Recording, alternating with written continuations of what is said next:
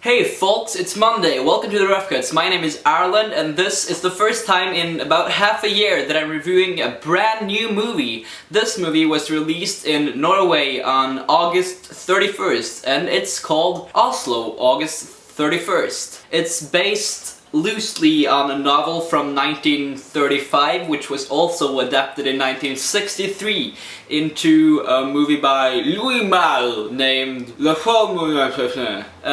Fire Within. And I haven't seen that movie and I'm planning to see it next Sunday because there's a fancy screening of it and stuff. This movie was written and directed by Joachim Trier, who also made Reprise, which got a lot of international attention considering that it's a small Norwegian drama movie. It was released in countries all over the world and I think you can find it on video on demand or Netflix Instant or something, so you should go check that one out. Let's skip to the chase. Oslo, August 31st is a really good movie. It's kind of about the city of Oslo, but it's mainly a story following a former drug addict who plans to kill himself. But before that, he takes one day to visit all of the people he knows for the last time and weigh his options a bit. That sounds incredibly depressing, but surprisingly, this movie is not incredibly depressing. There's a lot of humor to it, and there's a lot of heart. This movie played at the Cannes Film Festival, and it has gotten a release date of November 11th in the UK, but I don't think it's been picked up in the United States yet. And that's why I'm now trying to, on a really micro level, create some buzz for this movie, because this is a really, really good movie that you should all go check out. And I'm not just saying that because I have a Norwegian bias or anything. And I know that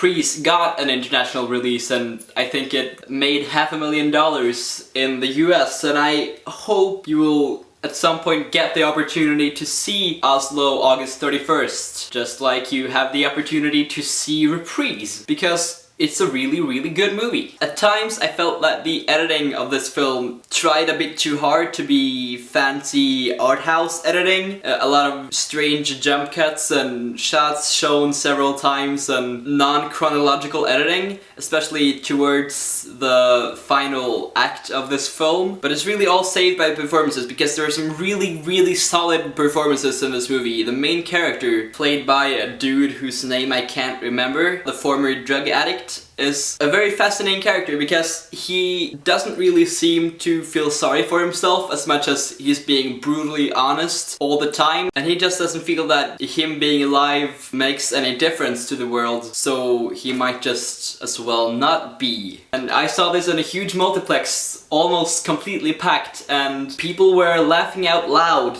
several times throughout the film, because the film's main character is a very tense person, and occasionally the movie kind of releases that tension with some really funny humor. This film has some really interesting and beautiful photography in it, and I think you should see it for yourself, because I really want to see how someone who is not familiar with the city of Oslo responds to this movie, because the fascinating thing to me watching this was seeing places that I see very often from someone else's perspective. I'm giving this movie a rating of 8 out of 10, which is high praise for me. And if it ever plays a cinema near you or you find it online, please do check it out, because this is a really incredible film that I hope gets more attention as time goes on.